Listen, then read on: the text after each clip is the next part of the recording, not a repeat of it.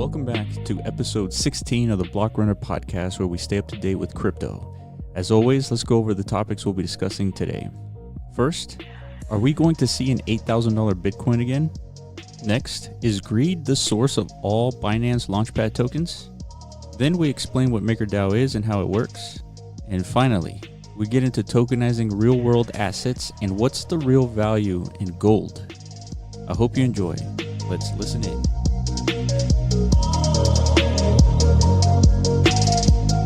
Welcome back, everybody, to episode 16 of the Block Runner podcast. I am your host, William, and as always, I'm here with iMan. What's up? So today, we're looking at the Bitcoin charts, and so far we're seeing a very close to $12,000 Bitcoin price. And we believe that it's another resistance level is going to be around 12,100, and it's so far, it's getting close to that point, but it's not going past it. Hold on, zoom out so I can see like the whole big picture. Yeah, so we're looking at the hourly chart. Let's do daily. Whoa, so that's clearly a breakout. This is what I was saying. Yep. You know, I think last time we were on here, I don't know if was it on the podcast where I said I was waiting for AK. No, that wasn't on the podcast. Like I drew my own little fucking fancy meme lines. Like going back to 2015. Yep. I think we talked about that once in 2015. Remember after the accumulation phase of 2015, there was like a sharp parabolic run up, and then a correction, and leading up to the halving of 2016, and then a slow uptrend. So if we're what's the word? Stipulating, I don't know. If we're trying to connect the dots with like what's happening now is the same, not same, but like similar. Yeah, trying to compare cycles. Yeah, it's what that post accumulation phase of 2015 is apparently what we're doing here in 2019. So I was thinking there should be like a 40% correction from this 14,000 peak, because that's what happened in 2015. There was a 40% correction after that parabolic run up. That's right. But it doesn't look like that's going to happen. Well, I'm not so sure. I think this could be a fake out. And I think don't know, that was pretty convincing green candle, dude. That's fucking fat. It is. It'll be super fat once it goes past 14,000 though. Well, at that point, it's like, yeah, it's just all steams ahead, right? It's just running train all over again, this Bitcoin thing. Yeah, and if I were to predict, I still do think that we're going closer to 35% drop from this year's all-time high of 14,000. And so if 35% from there is closer to in the high 8,000s. So that's where I think it's going to go. I'm kind of hoping it goes there so we can kind of, get bigger bags, but it's not so much hopium than it is probability. That what? That it's going to go down to closer to 9,000. From here? Yeah. Dude, I'm telling you, if it breaks down again and we head to these $8,000 levels, I think capitulation will set in. You think so? I think so. Because look at the weekly chart now. We're going to make comparisons again. Let's think about it from like a psychological perspective. Damn, dude, you got so much shit on your fucking charts, dude. But scroll out so we can see this and 2017 together. Yeah. That's fucking weird. Let me delete this. Hold on, let's really scroll out though so we can see like just keep doing that. Man, that's hard. That's hard to call. Okay. I'm thinking we're going to see at least another month or two of like sideways trading closer to not $8,000 to $11,000. Because now that I see this, like really zoomed out, that sell-off doesn't look that bad. Yeah, it doesn't. Like 2017 looked way worse. That was a really big. Okay, so it went from 20K to what? Like, yeah, what is that? What's the bottom of that first red candle? When the sell-off happened in the end of 2017, early 2018, it dropped from 20,000 all the way down to all the way to the wick, right? Yeah, at the bottom of that wick. 44% in 2 weeks. Was that 2 weeks? Yeah, that's 2 bars right there. That's 14 days. Oh yeah, you're right. Now, obviously, we're not seeing that kind of action at 14,000, but we didn't expect it to be that kind of action. We'll expect this kind of action when it gets to 20,000, and then when it gets above 20,000. What are you talking about? Like a 44% retracement in 2 weeks. But see, on the chart, it shows 2 weeks, but really that red wick happened like within an hour. Yeah. You know what I mean? That's true. Like it happened within an hour, but for the rest of that week, it was generally going down. Yeah, because the following week after that, the third week, it still went down. Well, I guess no, like it dumped all the way down to like 11K almost instantly. It was like a flash crash, you know. Because think about what happened whenever we hit 14K, and then the whale took its profits and it collapsed. You remember how fast that was? That was like 5 minutes. It took 5 minutes from 14K to like 9K or however low it went. That's true. It was like 10K or something. I'm not sure. But yeah, here's it's hard to tell. Okay, so psychologically, so we know a few things. We know there was no retail mania that caused this last parabolic uptrend. Right.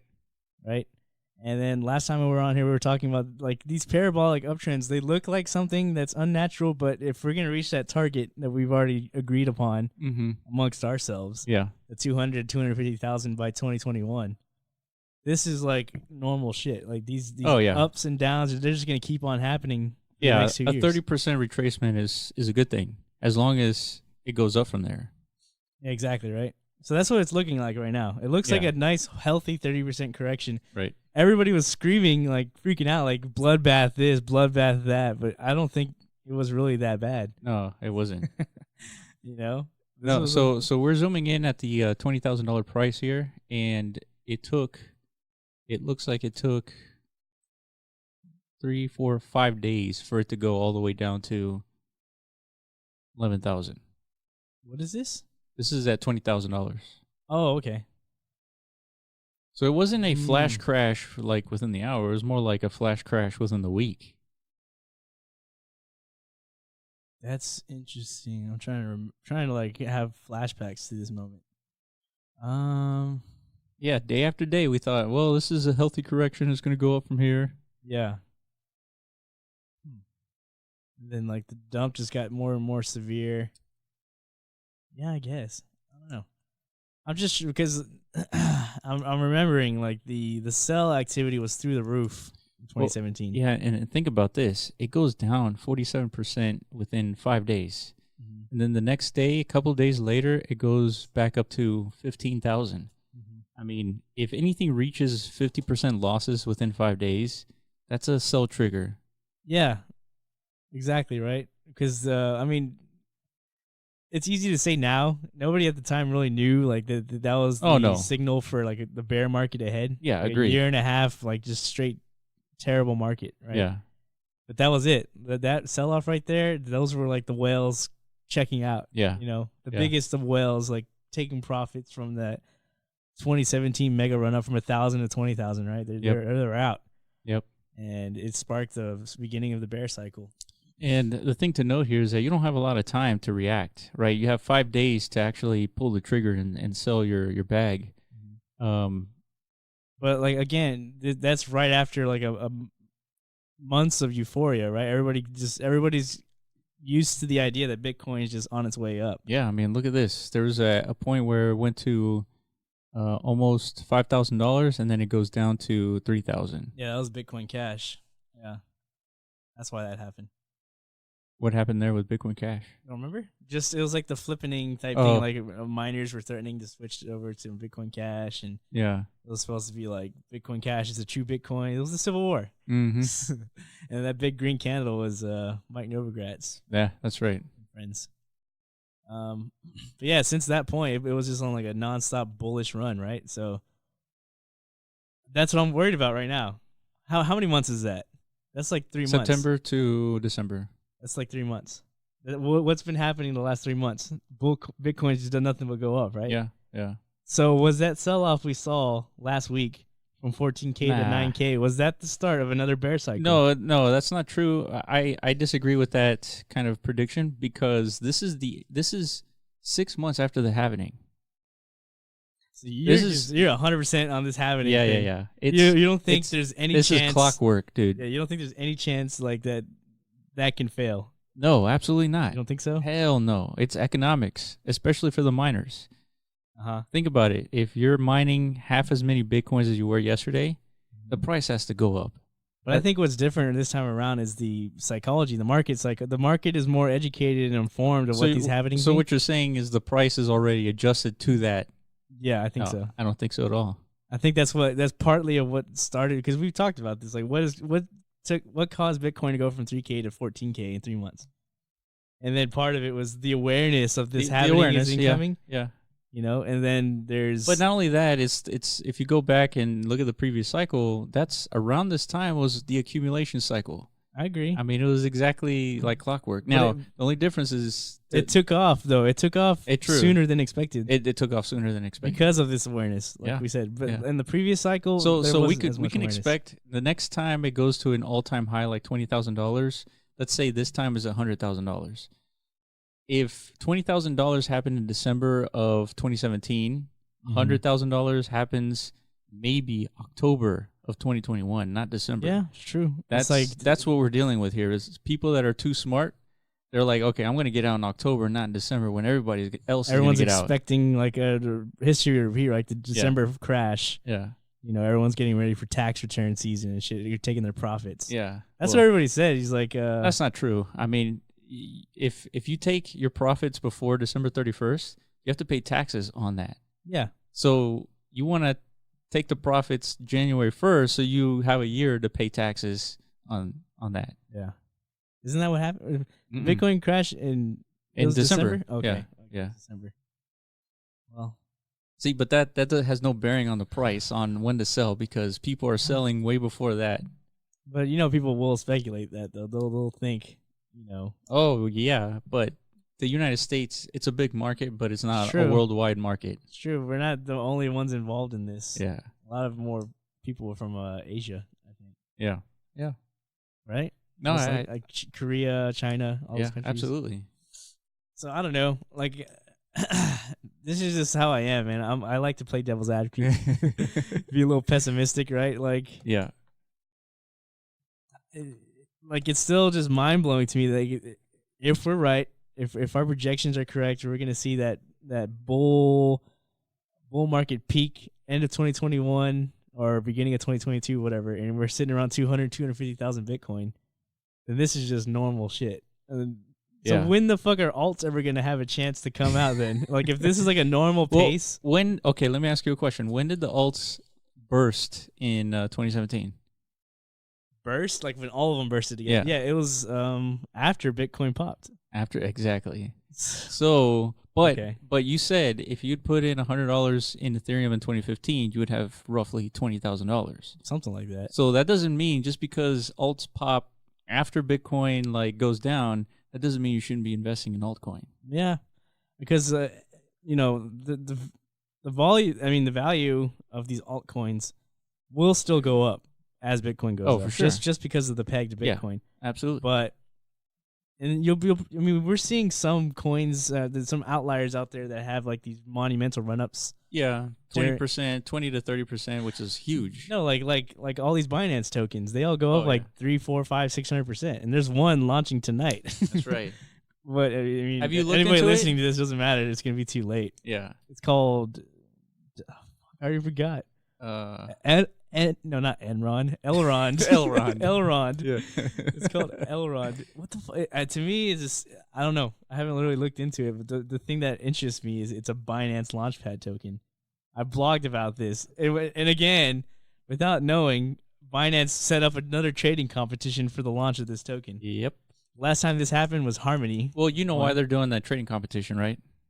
To pump volume into it? Well, no, that's because they own coins of it. Huh? Binance owns some Elrond coins. coins. Yeah, of course, yeah. That's why they're doing an IEO, an initial exchange offering. Yeah. Because they give some of the coins to the exchange. Yeah. And so, of course, if they can do some pumps. Yeah, I know. You know? Yeah, I totally agree. They're artificially pumping this thing. Yeah. And that's why I think it's a no-brainer. The conditions of the market have to be right, because Harmony didn't do... But there's some stipulations, so there's some caveats to that. So they get some coins of their Launchpad tokens. Binance takes some of those coins, but they also sign agreements not to sell any of those coins, like, let's say 12 months from now. And so there's little incentive for them to pump other than to create, some The incentive Marketing. is the incentive is they want their tokens to perform well, so that they attract more, more tokens, more projects to their platform. True. Because they profit overall. The better these things do, it's pumping more volume into the exchange overall, so they're getting more fees. Obviously. And it's all about branding. They're trying to create like a brand of success. Binance, you come through us, like you're gonna have a successful launch. True. You know what I mean? I would go to them if I had a coin to shill. Everybody wants to, right? Because it's the number one platform. Why wouldn't you want to go through Binance? Yep, I agree. So they're using their power to their advantage. And is that right or wrong? I think that's wrong personally, but it's knowing this. You can easily take advantage of this, as a trader. Yeah, and speculator. I don't think they're doing anything illegal here, per se. That's definitely illegal, dude. You can't do that. I don't think so. I mean, yeah, dude. Like, but tons of companies IPO like every week, right? In the traditional stock market, but there's no artificial volume because they can't do it because it's illegal. It's regulated. This is like totally. This is partly the reason why they're forced to allow trading to the United States customers. Yeah, but what I'm trying to get to is what's Binance incentive to shill these tokens in like this gambling kind of way? Like, what's the point? If Binance can't sell the coin up for another 12 months, then what's the point? It's not just that. Well, you also have to hold BNB in your fucking account in order to do these trades. So the value of if people are holding BNB, then it creates more worth, and therefore there's less sell pressure. There's more buy pressure, so the price of their BNB is going up. That's true. So that's good for them. And like I said, it's just a general. Like I said, they want to be known as that crypto mecca. I don't know how else to say it. You know what I mean? It's just I don't think it's good overall. Yeah, I mean. I think in some markets like the United States is definitely illegal. Yeah. But other than that, it's subjective. It's whatever people think is illegal and they agree to it. I mean, it's true. Like they're not doing anything like internationally illegal. They're not laundering money, so to speak. Well, that'd be a criminal organization. Maybe some criminal organization, using Binance to launder money, but Binance themselves is not laundering money. No, and there's no incentive for them to do so. As far as we know. And I can be confident with that statement because if you were CZ, why in the hell would you launder money? You're basically printing money at Binance. Yeah, he's making a shit ton of money, but what happens to people who make money? They get greedy, dude. Nah, dude. Yes, they do. Dude, people like Zuckerberg, Elon, CZ, those guys, they don't need to be greedy. They already have a lot of money. Like what's more money gonna do? Makes them more powerful. You think Facebook just stopped? No, they just kept on going and going and going and going. That's because the incentives are there. Like Facebook is not gonna stop because they have money. And when you have money, you buy Oculus, you get into Libra, Instagram, WhatsApp, everything. Of course, you try and control and dominate. It's like human nature, man. It's not so much human nature as the incentive structure is there to do that. Yeah, I mean, if you have the resources and of course, you're gonna want to branch out. Exactly. But they're diversifying. I mean, chat apps, Instagram, Oculus. What is Facebook doing with Oculus? It's a whole new sector. That's what I'm saying. And again, they're going into the financial market. And that's another diversification. If something hits the fan with some regulation, which kind of is like social networking. I think like their Facebook app is like nobody uses that shit anymore. I feel like. Agreed. That's old news, Facebook. But they did the smart move by branching out. That's something like MySpace didn't do. Absolutely. That's why they got crushed.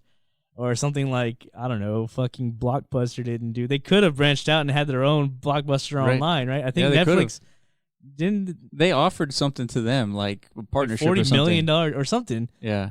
And then like Blockbuster laughed at them or something like, haha, you guys are never going to be successful. Like, fuck you guys, right? Right. And then like fast forward 10, 15 years, Blockbuster is gone. Decimated. Yeah. So they could have diversified. I agree with those principles, but I'm just saying. I just think it doesn't come from a source of evil more so than a source of incentive. I don't think. Okay, evil. No, dude, it's not evil. No, it's not evil. Because they're not hurting anybody per se. It's more of just, is it? It's not greed. Greed is evil, right? I don't think so. I don't think greed's evil, is it? No, I mean it's not a good thing. When is greed ever a good thing? What is greed? Okay, let's define greed. It's overreaching, essentially.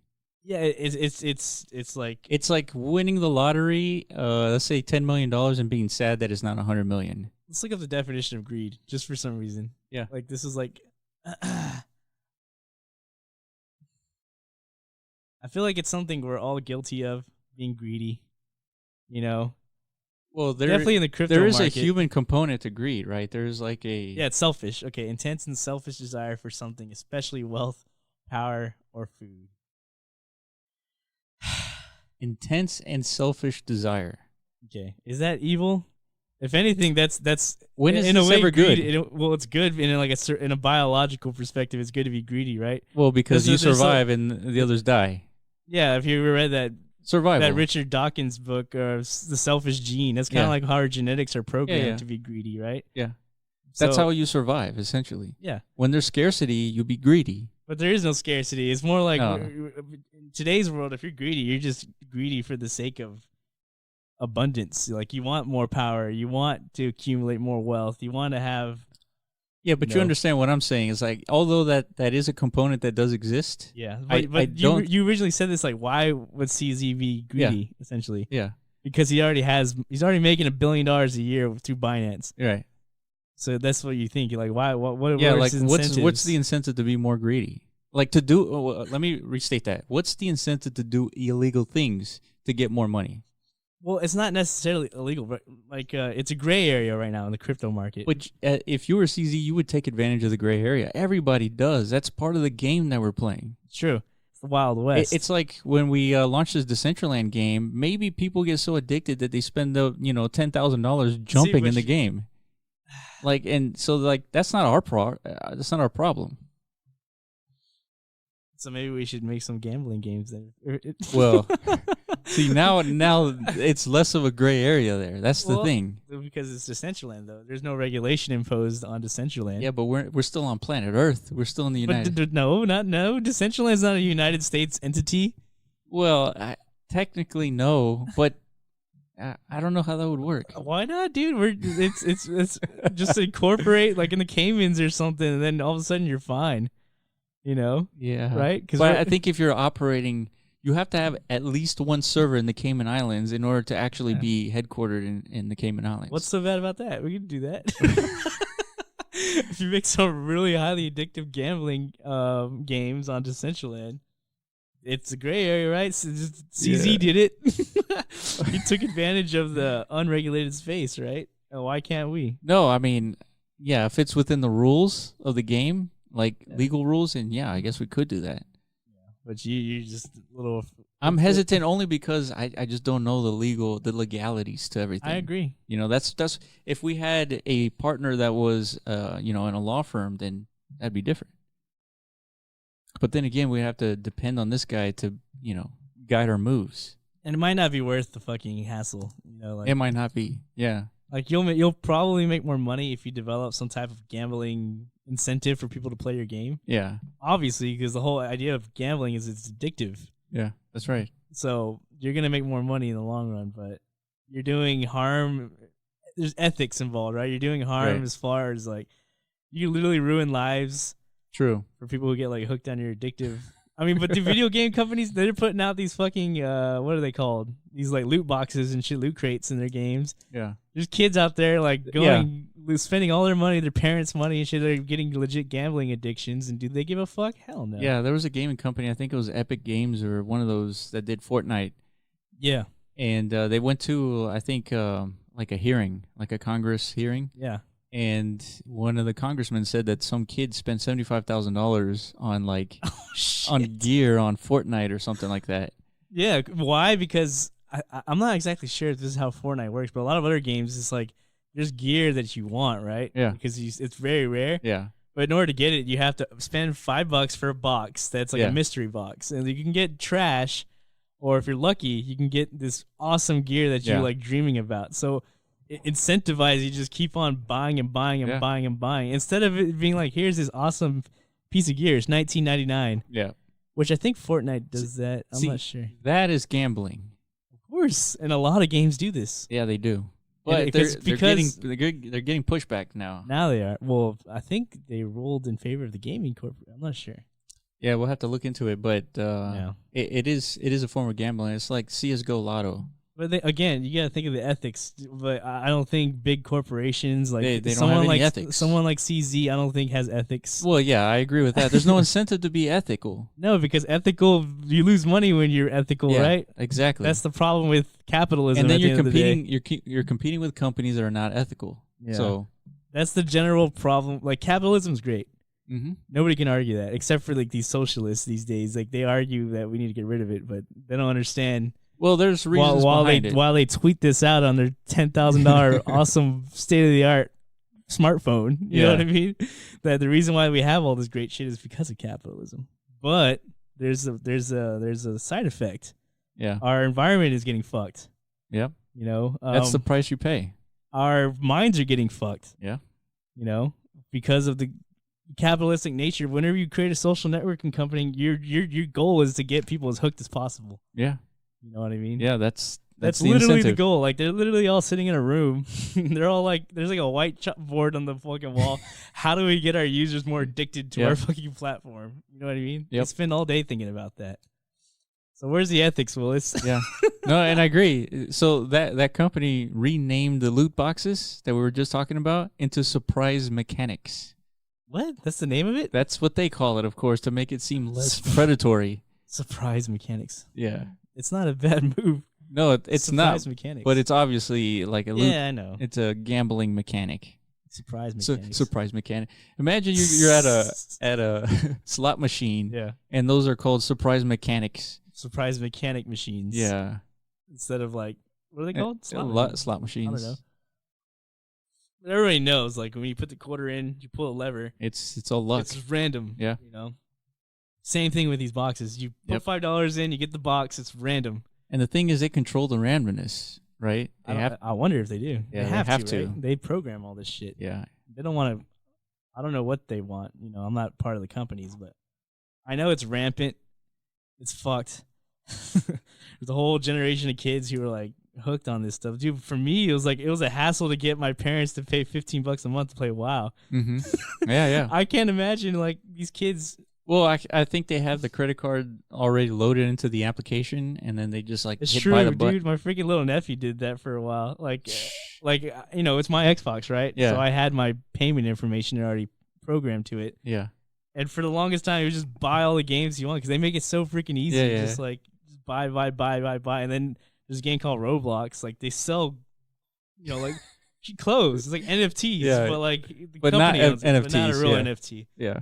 But it's like $3, you get a nice little hat. Another $3, you get a nice little shirt. And before I knew it, I looked at my fucking credit card statement. There's like $60 they spent in like one day. I was like, God damn. Yeah. Well, I mean, that's part of the incentive in the game to make it as easy as possible to spend your bucks. Have you ever seen that game, Roblox? I think it's so. Essentially like Minecraft. It's Minecraft, right? Yeah. But a little more versatile, I think. Like you could do more shit in that game. Yeah. It's very creepy, dude. I swear. Like I've watched my. It's creepy. Why? Because I watched my niece play once. She's like a little 4-year-old girl. Yeah. And I swear to God, dude, like she will meet like some dude character in the game. She's like a little girl. In like 3 separate instances, this happened. Like they'll just like fuck around, but like the dude will go somewhere and she'll follow him without a word being spoken. And then he'll like trail her to like this bedroom. Like in the game, yeah, and then they'll just be like laying on the bed together and shit, like simulating like. Something. Wow. She doesn't know what she's doing because she's 4. But then I was like, why did this keep on happening? So this happened more than one time. No, like I literally was just like on the couch watching her play this game. It happened 3 times within like a 2-hour time span, and I was like, with different is that characters. like a mechanic in the game or something? No, like it's like an open sandbox. You can do whatever you want. You can dance with each other or what. But like for some reason, these creepy dudes, they're not kids. Dude. They were they're not like, talking. No.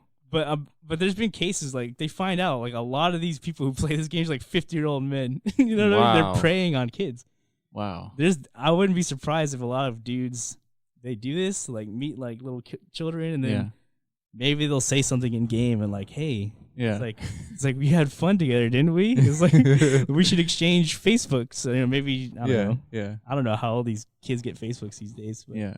And then all of a sudden you got like a fucking fucking predator. Yeah, dude. It's creepy as fuck. Hey, this is Hansen. Exactly. We need a fucking virtual Gus Hansons in every fucking Roblox game.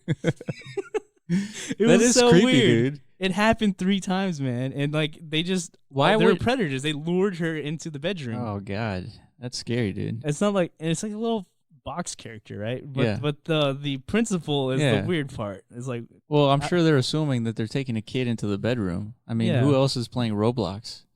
What do you mean? Oh, I don't know. Yeah, I mean, if you're a 50-year-old man playing that game, obviously you're playing with other kids. Yeah, like I think I saw some news headlines. Like there's like a 50-year-old dude who got arrested because he was like a predator, and he got some of his victims from that game. Yeah, yeah. So I was like watching this. I was like, what's going on, dude? Either like every 4-year-old boy in the world is like super horny, or like there's some fucking predators out there who like figured out a loophole. You know, that's so weird. Like. And like parents have no idea this is happening. You know, they think it's like because it looks like an innocent game, right? Sure, sure. But Jesus, there's no barrier to entry. Like anybody can play this shit. You know? So is this game played like on the browser, Xbox? Xbox. Okay. And I think there's probably a browser version. It's a very popular game, just like Minecraft. You know. Yeah. But I don't think Minecraft is as social as Roblox. I don't think. Yeah, and there's really nothing you can do. I mean, you can't like fucking filter people by their age. Yeah, right. I think you can only like teach the child is like, hey, there's people out there that are not okay in the Stranger head. danger, right? Yeah.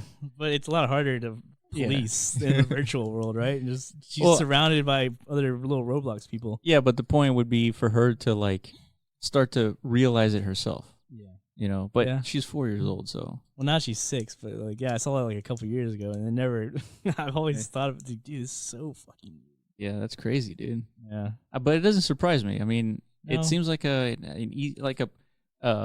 concentrated playground for kids. Exactly. So yeah, where else would they be? No parental supervision. Yeah, there's no like teacher out there like making sure like some. And I'm sure they're even communicating via voice in the game too. I think you can, voice, and then you can just send each other little Xbox messages, like you know what I mean. That's very scary, dude. Yeah, dude, if you ever have kids, think about that. You know what I mean? Anybody out there who does have kids, like, dude, enjoy that nugget. Check your Roblox messages. Make sure there ain't no pedos like messaging your kids. You know what I mean? Oh, that's creepy world out there. Yeah. But yeah, how did we get on this? Yeah, what were we talking about? Well, at first we were talking about greed. Oh yeah, greed. Yeah. We were talking about. Oh, then loot boxes and whether they're ethical or not. Yeah. Clearly, there's no incentive to be ethical. If there was, people would be more ethical. There'd be less damage to the planet. There wouldn't be so much, weather effects. Like, for example, in Mexico, in Guadalajara, that's crazy. Dude, there was like 6 feet of like ice slush. Like, it looked like a tsunami was rolling through that bitch, dude. What the hell? It was just ice? Dude, it was ice. Like melting ice. Yeah, basically. Wow. But it was like destroying like this city. It was crazy. Like, what's happening? Are like the polars shifting or something? I don't fucking know, man. But it was hot as fuck over here, dude. Yeah. And like it's usually hotter over there. That's what I'm saying, because it's closer to the equator, right? Yeah. According to what I've been taught when I was in school, it should be hotter there than here. Yeah. But it's like ice. That is so fucking weird. It looked like it was freaking December over there. Yeah, like, so what? Do we just all of a sudden peg this, like, global warming is for real, or just like a freak anomaly, like, with nature? Well, global warming is for real. Yeah, I know. But like, is this like an actual, a result of global warming? I would have to assume yes. Like, we haven't seen anything like that before. Maybe I wasn't paying attention. Yeah, that too. Like, it could have happened in like the early 90s, like nobody had a camera or something. I don't know. Because you got to think about it. The planet, it's been around for what, billions of years. And the planet goes through cycles itself. Exactly. Without humans. But we're accelerating the cycles. Yeah, it usually takes a long time, right? Yeah. For a new cycle to transition. Yeah. But I guess if there's, I haven't gotten too deep. I used to write like high school papers on global warming all the time. And what I always proposed, my little bit of research I did is like, in order to actually, if global warming is real and we want to like have some kind of impact on it, it's got to be something greater than just like, oh, let's all recycle. Oh, for sure. You got to hit the fucking industries. Yeah, not only, totally agree. Like doing a carbon tax or something where it disincentivizes companies and people to buy, burning fossil fuels, like carbon products. Yeah, any carbon product. Yeah. So I mean, I think that's how you solve the problem is directing you the gotta, incentives. You gotta hit it. Like you can't be like it's not like some kind of like a SJW movement where Yeah, like, we're you trying can't. to, You just be ethical. Like No. save the planet for the sake of the planet. No, that's not gonna work. or like everybody all of a sudden drives electric cars. I still don't think that's gonna. Oh, put a it's dent. not. That's not. It's not the end game for solving the world. No. Global warming. You have to tackle like, the power plants, Yeah. the manufacturing companies, and all, the big guys. Yeah, and of course they push back because if you do this carbon tax, then I'm gonna have to cut 5,000 jobs, which is like 20% of my force. Yeah. So exactly, and then right? then you're screwing people. And then people are like, "What about my jobs, Yeah, though? well, They took my job." Who cares about the planet if I can't buy my family food? Yeah. Right. Exactly. Right. Which is a good argument. However, you gotta work on this. It's such a fucking It's a- clusterfuck, yeah, dude. it like, because is. that's literally why Trump got elected. Because like, That's right. so many people are losing their jobs, That's right. and while the left, they're trying to fix the planet and Right. shit, but like they're not accounting for the people who don't have work. That's right. That's right. So then those are the people who they're gonna go out and vote because they need a job. So it's like damn, dude. If only the parties could like come together. Yes. Is that so much to ask? You just negotiate. We all want the same thing. We want to prosper and to live in a healthy planet. That's it. How did this happen, man? Like this political division, man. It's I so don't know. crazy. Like you Our have forefathers set it up for us. I mean, can you think of another way? Yeah. Shit. I don't know. Like back then. Yeah. Back know? then, there was no other way. Back then, it was either that or like have one dude, just like a family, monarchy. Yeah. A king. Yeah, which is also not a good Fucking idea. Dumpster. I mean, it works what we got, but Yeah. damn, I think we're just like super divided these days. I don't know. There's got to be a way to come to consensus a lot more efficiently than like campaigns and shit that No, I totally agree. are super I mean, polarizing. you know what? I mean, being a global podcast, since we're on the internet, right? Yeah, yeah. Cryptocurrencies, they have a decentralized way of governance, Yes. which could be a catalyst to, coming to a conclusion or solving this problem. A decentralized form of governance. Which, Because that's how all these, we can talk about MakerDAO. This is like a good segue into, not just that, but it's like a DApp in general, right? yeah, no, absolutely. But let's take a break. Oh, okay. Yeah, so let's take a break, and we'll be right back after these messages. Okay. And we're back. Sorry, ladies and gentlemen, I had to take a little break here. We were just talking about. So I just thought about your sister. She's getting $500 a month per client. Well, yeah, Dude, she's been banking, right? Like, yeah, but I mean, it's not consistent like every single month for 12 months. So sometimes they like drop she'll off. lose a client Yeah. or so. But I would think if she can do like, I guess like 5 or 6 at max, right? Because they work out every day. Yeah, How it goes? yeah, Okay. Yeah, that's the thing. Yeah, you can't just have like 100 clients. yeah, Not enough time for yeah, exactly. That's what I had in my head. But there's a business model in which you can have 500 clients, but they're all online. So you kind of manage them online. You give them workout plans, you give them meal plans, you give them like all kinds of information and schedules and all that, and they Like video calls, maybe. video calls as well. But it's like you have to charge them less than $500 a month. Right? It's probably less, but you have 500 clients Exactly. potentially. Because it's like the hands-on Is there. less, yeah. And that's where you want to be. You don't want to necessarily be training people all day, every day. Yeah. You want to train some people some days. Sure, you could pay extra. Yeah. I guess, and Yeah. I'm pretty sure there's a bunch of people doing that, like on YouTube. I Yeah. was Oh, yeah, following for one. sure. I was following one guy. Like he lost a lot of weight and he got real fit. He has like an online program. Yeah. You know. Yeah.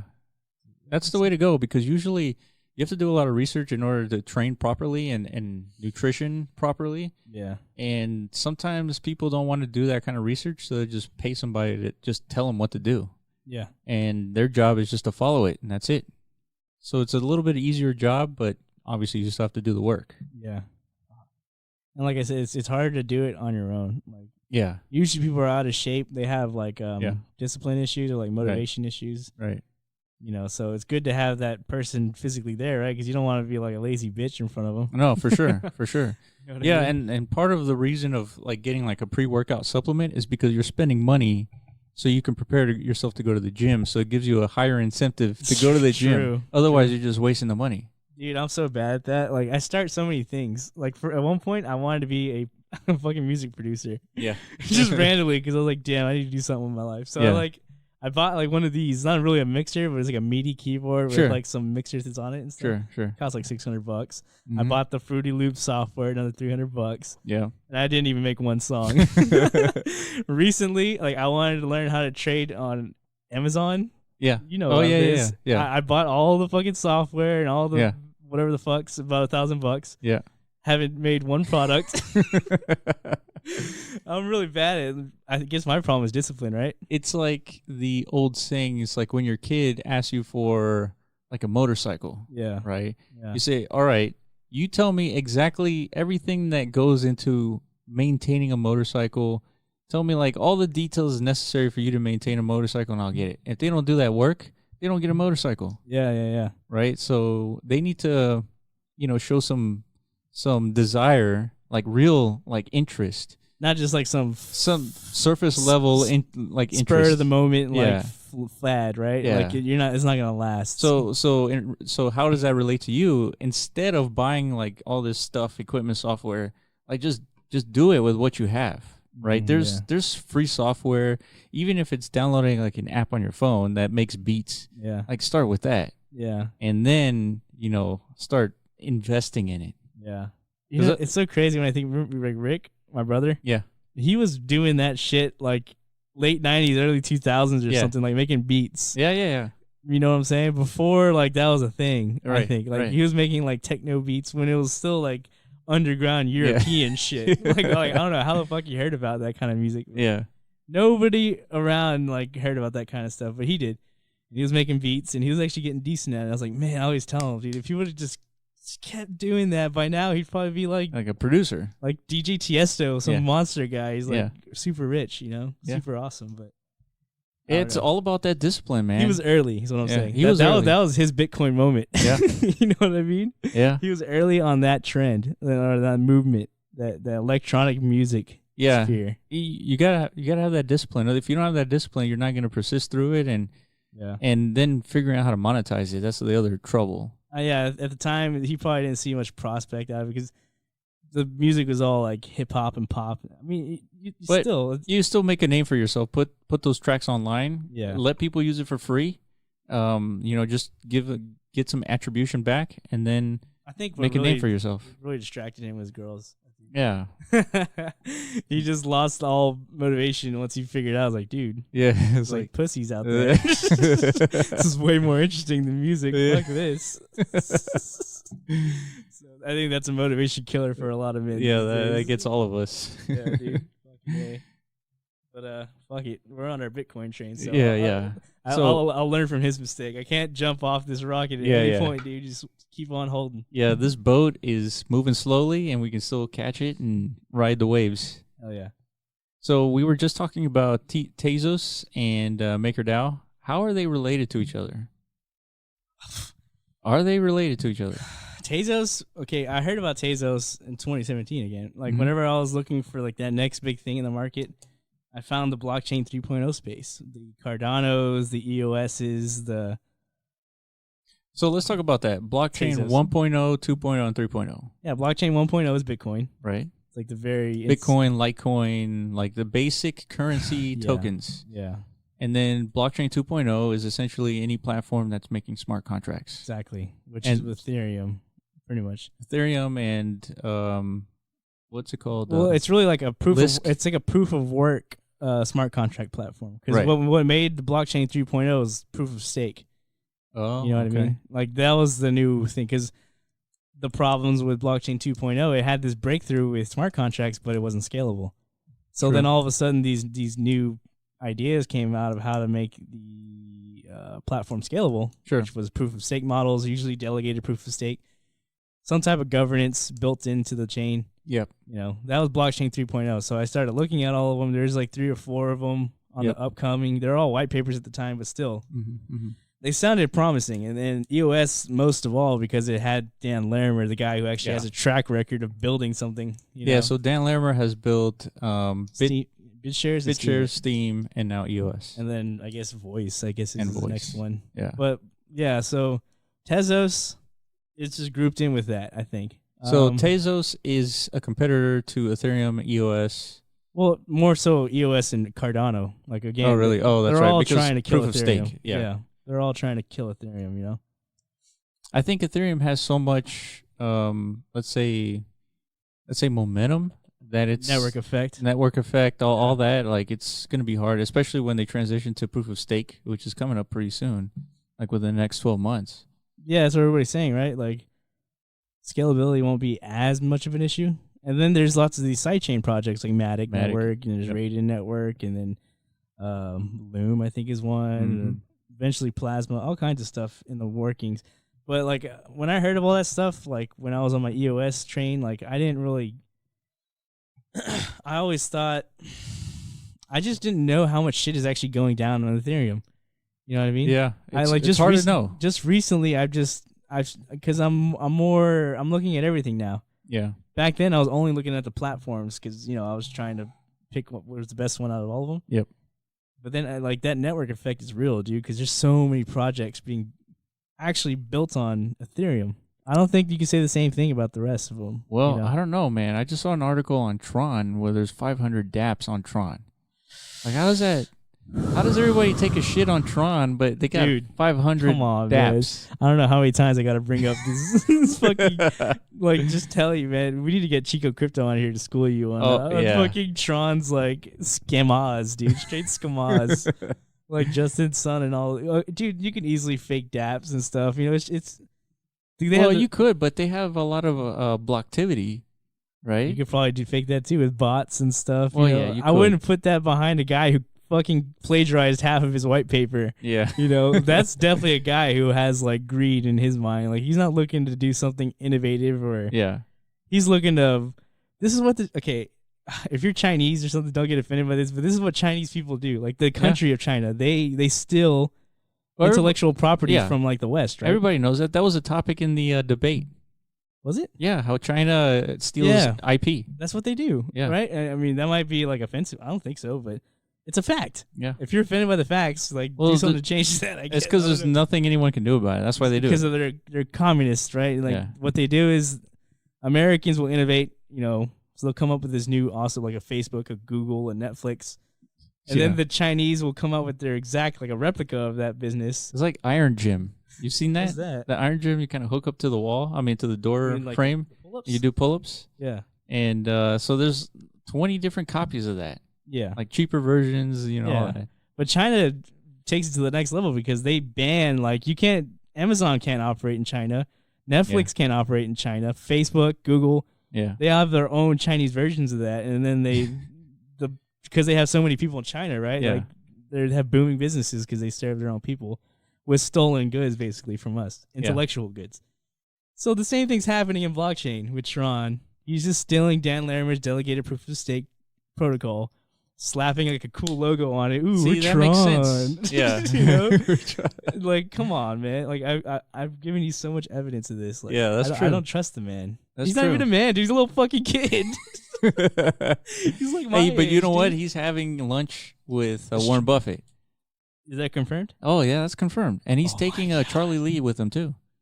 Wow. Yeah. Dude, I got to watch that. Yeah. I don't think it's televised or anything. What? Yeah. I doubt it. Come on. How did he not televise that? Wow. I mean, so how did he get that position? He just won a contest, No, right? he bid for it. So they did a little auction.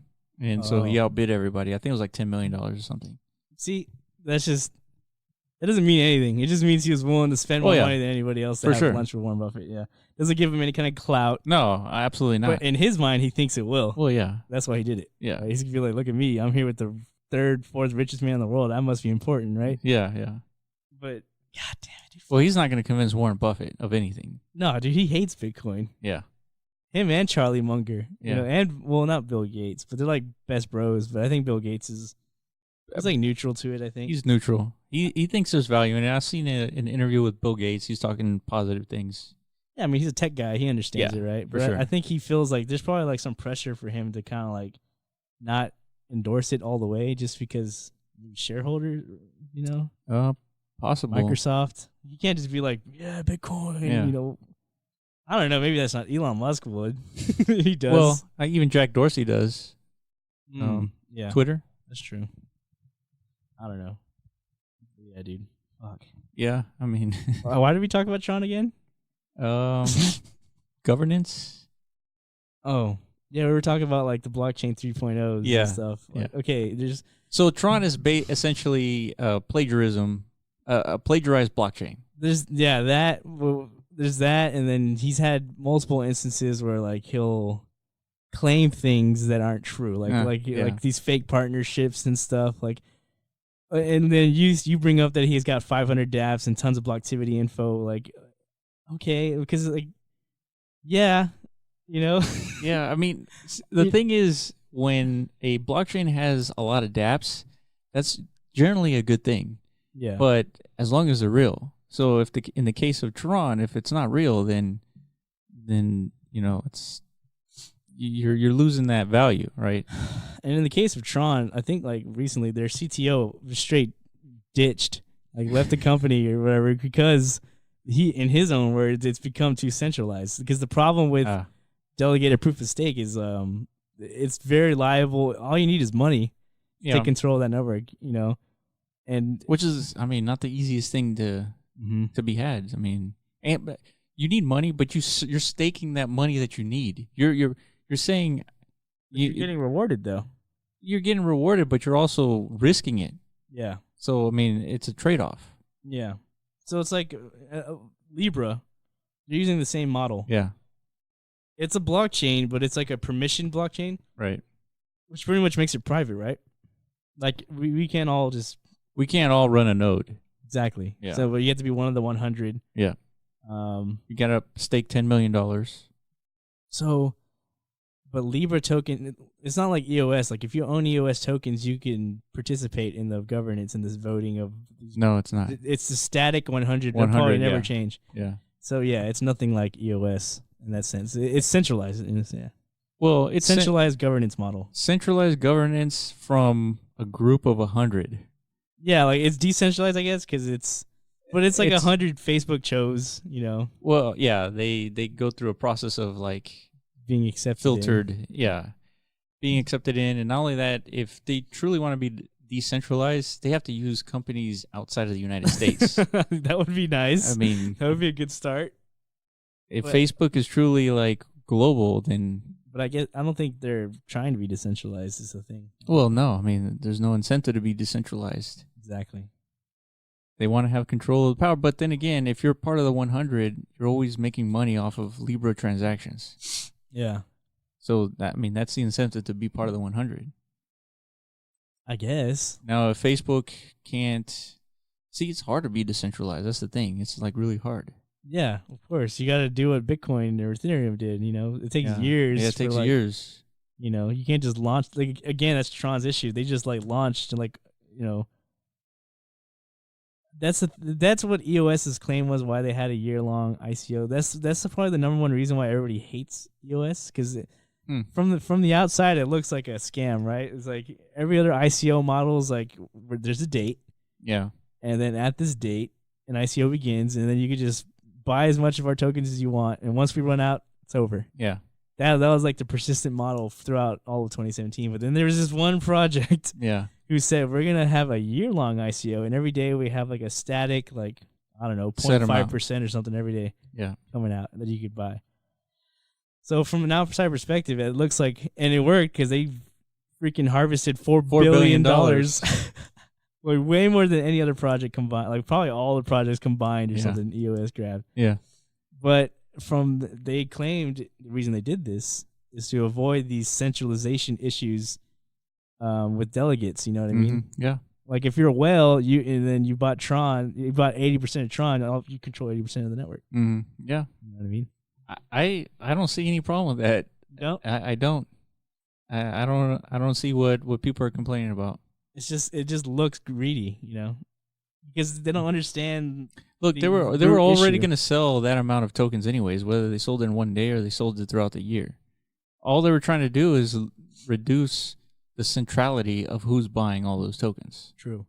I mean, that's it. Now, and I guess it gave people time to become aware of the project. Like for me, I didn't find out until EOS till like maybe 2 or 3 months into their ICO, right? It's like I would have missed out if they didn't give that time. Yeah. You know what I mean? And plus, it was illegal to participate in the ICO, so. That's true. I never did. But while the ICO was going on, people were still trading these tokens, right?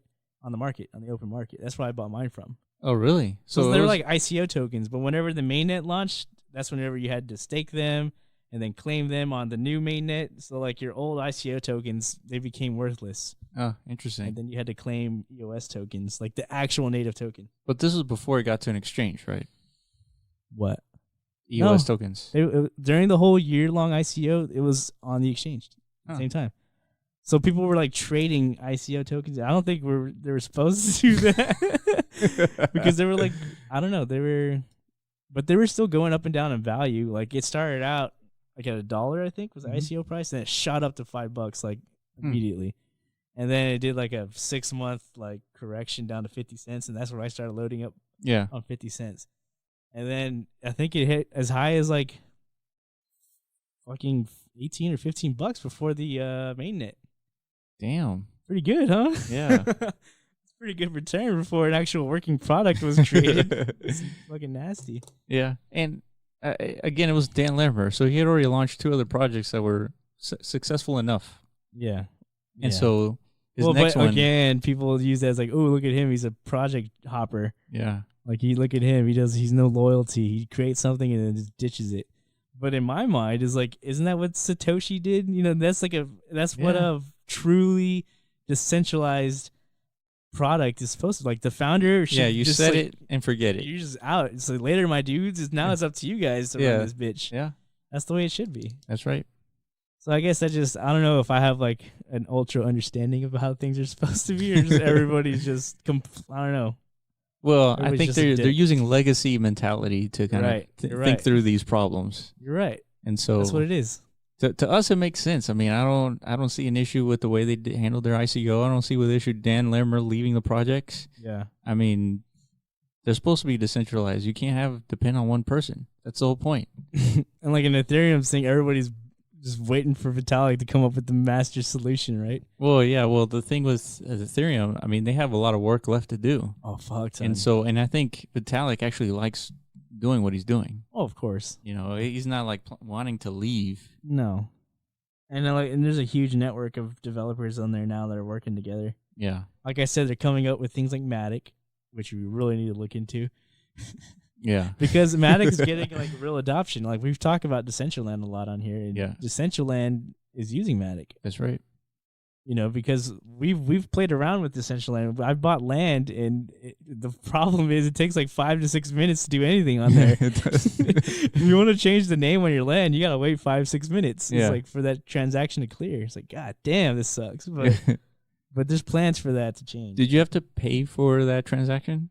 Oh yes. Yeah. I think that's another. So you have to essentially stake Ethereum in order for that to. As long as you have to have some like micro amounts of Ethereum in your wallet. Yeah. Yeah. I have like a 0.03 or something in my ledger. Yeah. And that's enough to do pretty much everything. You know what I mean? See, that's fascinating. This stuff, how it all works. Yeah, it's cool. Yeah. It's just, but it's cool for the nerds. Everyone else doesn't give a shit. That's what I'm talking about. It's cool. It's cool to us. Like whenever we were doing it, like I plugged in my ledger into my laptop, and it's like, damn. Yeah. It's like the future. Yeah. You get like this nerd boner, right? It's like we're doing something like nobody else on the planet. Not nobody else, but like very few people on the planet. That's doing, right. Everybody knows how to log into the internet and like browse and shit. Yeah. That's like mainstream tech. Yeah. But this stuff, this is like, it's definitely not mainstream. No, not even fucking close. And so imagine a kid in the future logging into Decentraland, and it's like, dude, it is taking 6 minutes to get into the game. Yeah. That's not gonna fly. Oh hell no. That's why I don't think there's gonna be like huge adoption right away. They're gonna have to. But they gotta fix those things. They have to like emulate what we're used to. Fast, transactions. Yeah, exactly. And that's another reason why I like EOS, because it's like a feeless network, right? Yeah, that's right. That's one thing I always, when I first found out about Ethereum, I was like, I just did the calculation in my head, like, dude, like if somebody builds a social networking app on Ethereum, are we really gonna pay for like likes and shit? Hell no, dude. Yeah, it's got to be as but seamless. But don't think of it as such a bad thing, though. Yeah, why? Because there's a ton of bots on Twitter. As a matter of fact, imagine anytime I see an XRP Ripple post, there's like hundreds of people like shilling the shit out of Ripple. Really? And they're all saying that it's completely decentralized, which is not. You think those are all bots? Oh, hell yeah, they're bots. How can you tell? Dude, the force is unstoppable, man. They're everywhere. You don't think like they just have that many fanboys? No, I don't think so. I gotta look at that. Yeah, man. And then not only that, their names, it's like, it looks like a generic name, but with like 10 numbers behind the... Really? Yeah, behind their handle. They don't even handle. try and hide it, or what? Yeah, they don't. That's horrible. It's ridiculous. That's horrible. Yeah, okay, if there's a bunch of numbers, then yeah, those are definitely bots. That's so ridiculous. But then they have like paid like fucking shillers out there. But that's a known issue, right? That's why voice is being created, right? See, it's supposed to combat bots or something. Dude, I can't wait, man. I just want to see like how it all works. Yeah, I mean, it's a good idea. Like I said, I shit on it when it first was announced just because of the setup. But, yeah, I mean, the fucking the whole conference. Yeah, it was like a 20-minute conference. Yeah, like they probably spent like millions of dollars like for all that, Yeah, but, and then it was like voice. It was like, come on, man. It's yeah, but forget that ever happened. Yeah, I mean, it is underwhelming. It's another social media application running on a blockchain, not another, but probably the only one other than Steam.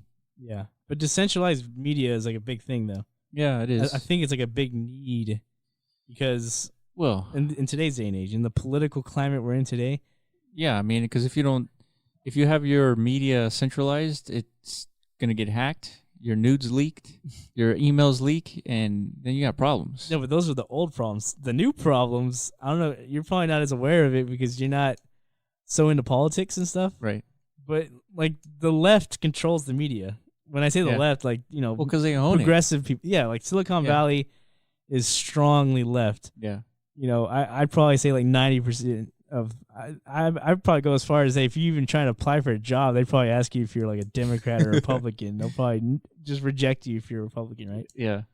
But all politics aside, if you own these media companies, which have like, it's pretty much how we learn everything these days, right? Like, well, how we used to learn for the most part. What?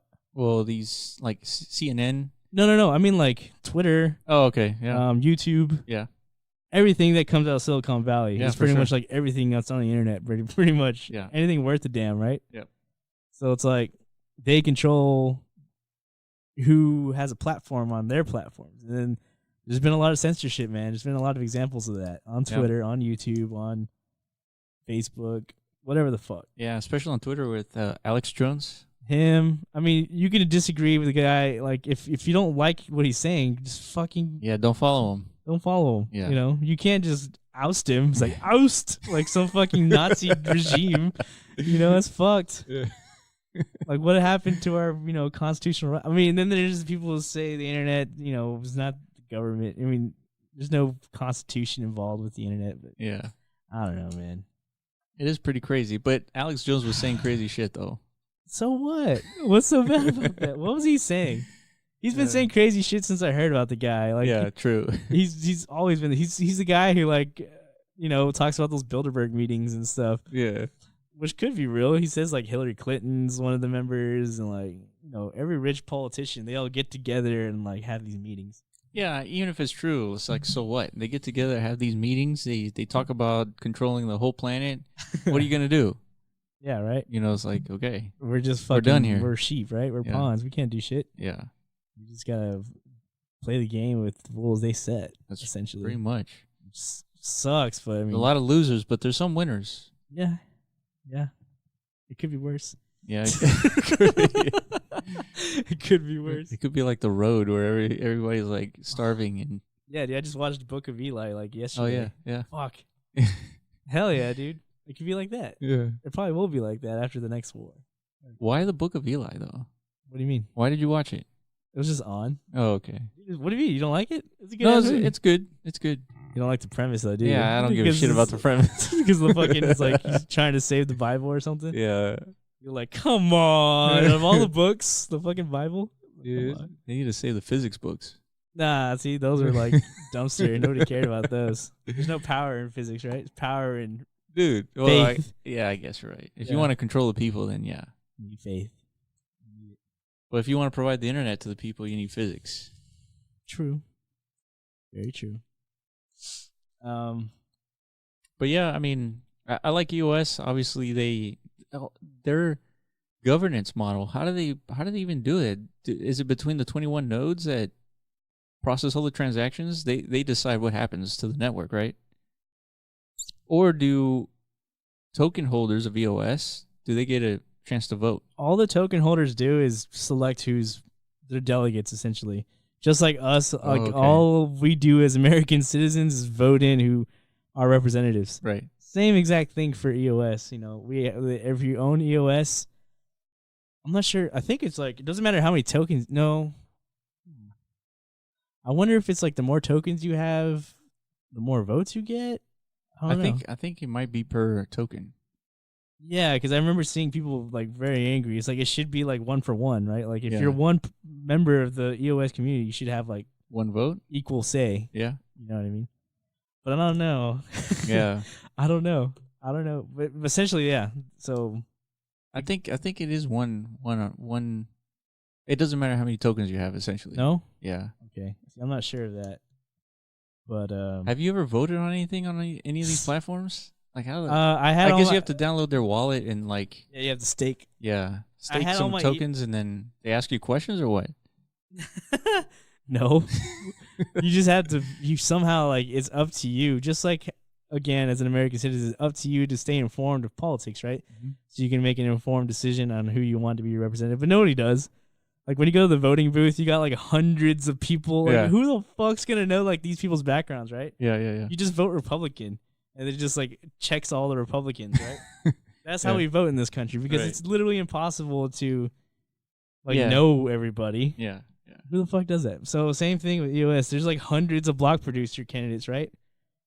How the fuck are you gonna know like everything? Like more than likely, like if we're American, I'm just gonna vote for like EOS New York. Sure. Like I want some American in there. Yeah. If you're Chinese, you're gonna vote for some Chinese block producer. That's why there's like 8 of them. Yeah. And the good thing is they can't really conspire against each other because they don't have enough power to control anything. Who? They just have to all vote in the same majority vote. Yeah. So, I mean, it's not the perfect system. It's definitely more scalable. It's quicker. It's more efficient. But is it the perfect decentralized system? No. No. Of course not. Bitcoin and Ethereum are way better than that. Yeah, I totally agree with that. And the reason we're talking about governance is because we were talking about Tezos and MakerDAO. Yeah. So how does governance relate to MakerDAO? MakerDAO, from what I understand, well, first of all, MakerDAO is it's sort of like a lending platform. Well, the DAI is like it's the not the collateral, but that's the stable coin that I guess you mint. Yes. So that's like the most important thing, I think, because it's a Tether competitor essentially. Stable coins are all the rage these days, apparently, including Facebook. Yeah, it's a Tether competitor, but it's backed differently than Tether. Tether is a 1-to-1 to a fiat currency. What's the dollar? But DAI is backed by Ethereum, essentially. It's backed by these maker contracts, I guess. The maker contracts that are the collateral is Ethereum. Yeah, they're called like collateral debt positions. CDPs. So from what I understand, today it's like you lock up, let's say 10 Ethereums. From what I understood, you have to lock up like 150%, right? Something like that. To whatever you want to borrow. Correct. So say you want, let's say $100,000 loan. There you go. Then you need to stake $150,000 worth of Ethereum. Exactly. To get that 100, but not dollars, to get DAIs. Because that's how you keep the value of the DAI at about $1. That's right. And then they adjust the interest rate of this, of the loan, based on, I guess, the demand of the DAI, and the interest rate is, I think it's decided by Like the holders of MakerDAO. Exactly. That's where the governance comes in. Yeah. Okay. Like somebody has to decide when to go up and go down, right? It's not like a machine decides this. It's a collective decision based on the MakerDAO community, the token holders of MakerDAO. Sure. They vote this shit. I guess I'm not sure how. Yeah. What's their platform or what? So that's interesting. It's starting to make a lot of sense because you stake $150,000 worth of Ethereum, you get $100,000 worth of DAI to use for whatever you want. Yeah. And if the price of Ethereum goes down, they pretty much lock up your $150,000 worth of Ethereum until you can stake more money in order to fulfill the 150 to 100 ratio. Well, if the price of Ethereum goes down, that means they have to boost interest rates, right? In order to... Well, they boost interest rates, but they also, if that may not be enough to cover the difference between the 150 to 100 ratio Ethereum to DAI. Yeah. And so if it doesn't cover that, then they lock up your funds. Ethereum is essentially gone until you put in more money that equals the 150 to 100 ratio. Yeah, it's very risky. I think at any point, like, they could just liquidate. Yeah, they can liquidate you. Fuck that. Yeah. But here's the thing. The value from what I'm seeing is if you value Ethereum, then you want to keep Ethereum. And so what they're saying is if you use MakerDAO, you can use that Ethereum that you value and still keep it to a certain degree, but you can also use that Ethereum for maybe making other investments in other cryptocurrencies using DAI. Okay, so my thinking is you want to keep your Ethereum, but it's not really yours anymore once you lock it up, you know? Yeah. Essentially, it's like if you put... It's not yours until you pay back the loan. Yeah. It's like giving your title to your car to a title loan place. In exchange for like $10,000 or whatever. Yeah, and then essentially they have your title, so it's their car. Yeah. Unless you pay them back. And then if you don't, then your car's gone. Yeah. So it's like your Ethereum is gone once you give it to them. Yeah. You know what I mean? So my thing is, if you wanted to get if you have $150,000 of Ethereum and you want to spend $100,000 to speculate on the market, yeah, why the fuck wouldn't you just sell your Ethereum, to speculate? Yeah. You know what I mean? It seems like a good idea to use MakerDAO in a bull market that's starting. So, but my thinking is the only thing I can think of right now, which is why we need somebody else on the podcast to like elaborate for us. Yeah. To kind of like, because in my mind, the only thing I can think of why this is good is to avoid taxes. Right. Yeah. Because when you do what I just said, you sell $100,000 worth of Ethereum for, let's say, Matic. That's an exchange. You owe taxes on that now. But if you lock up your Ethereum, you only owe taxes if you made money. Like let's say you bought $100,000 worth of Ethereum, and now let's say you bought that at $100,000. $200,000. So same scenario. Yeah, you bought $100,000 at $100. Yep. And then today it's at $200. So you got $200,000 worth of Ethereum. So if you use, if you sell your Ethereum at this point, where you have a 2x, for any other crypto token, you owe taxes on that exchange. That's because you took profits essentially according to U.S. tax laws. But think about it. Let's say if you put in $100K, now it's worth $200K, but you only put in $100K into Tezos. That's not necessarily profits. You're using their principal, right? What no, dude? What do you mean? That's profit. Like you're gonna owe, like what? It's like a. But you see what I'm saying? Like you only used half of what it was worth. Like technically, all that you put into Tezos essentially. Yeah. So all you do is you have it. So if I had used $50,000 instead of $100,000, then you're still using principal, right? Well, let's see. Say you put $50,000, and then that's worth $100,000. So then you made a $50,000 profit there. So you gotta calculate taxes. So let's take it to the beginning. $100,000 turns into $200,000. Okay, I'm gonna write this down. I have a piece of paper right here. 100 turns to 200. Right, but you take $50,000 out to invest in Tezos. Only 50 out of the 200. Out of the 200, yeah. Okay. So how do you pay taxes on that? Yeah, then at that point it's like you made $25,000 profit. You know, because like, oh, I see. You know what I mean? Yeah. So then you got owe taxes based on that. You you can't get around can't avoid it. You can't avoid it. That's what I'm saying.